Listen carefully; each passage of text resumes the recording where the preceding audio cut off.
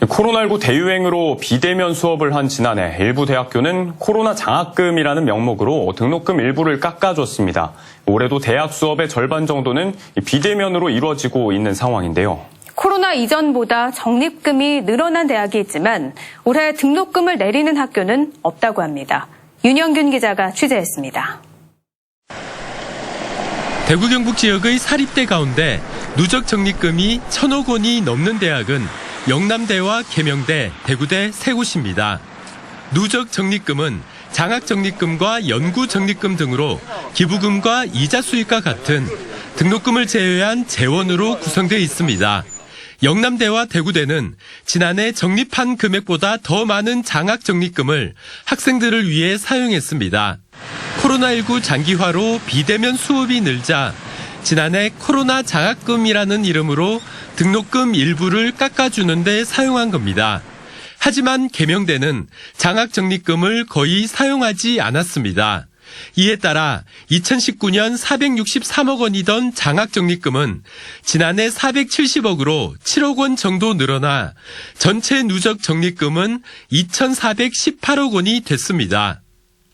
전국의 사립대 중 누적 적립금이 1,000억 원 이상인 곳은 21곳인데 이 가운데 계명대를 포함해 10곳에서 지난해 장학 적립금이 늘어났습니다.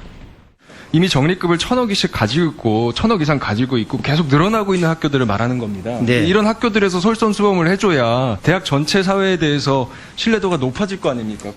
지금 말씀하신 10개 대학은 지적하신 내용에 대해서 이의가 없습니다. 저는 대교 회장. 계명대는 이에 대해 장학 적립금은 쓰지 않았지만 교직원이 월급 일부를 기부하고 다른 적립금을 더해 지난해 전체 학생들의 등록금을 깎는 데 사용했다고 해명했습니다. 하지만 올해는 코로나19가 더 심해졌지만 대학들의 태도는 180도 달라졌습니다. 수업의 절반가량이 비대면으로 진행되지만 대학들은 등록금을 내릴 생각이 없습니다. 올해 초 실시한 설문조사에서 전국의 대학생 10명 중 9명은 등록금 반환이 필요하다고 답했고 2학기를 앞두고 한 설문조사에서는 응답자의 절반 이상이 등록금을 3분의 1에서 절반 수준으로 깎아야 한다고 응답했습니다.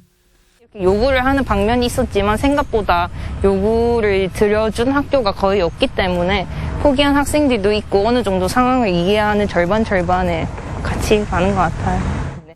코로나와 같은 사회적 재난 시기에는 장학 적립금뿐 아니라 모든 적립금을 등록금 면제나 감액 등 학생들을 위해 쓸 수 있도록 하는 내용의 법이 올해 4월부터 시행되고 있지만 사실상 무용지물입니다. 코로나19 상황이 심각해지면서 수업 질 저하에 따른 학생들의 등록금 인하 요구가 거세게 일고 있지만 대학들은 모르쇠로 일관하고 있다는 비판을 받고 있습니다. MBC 뉴스 윤용균입니다.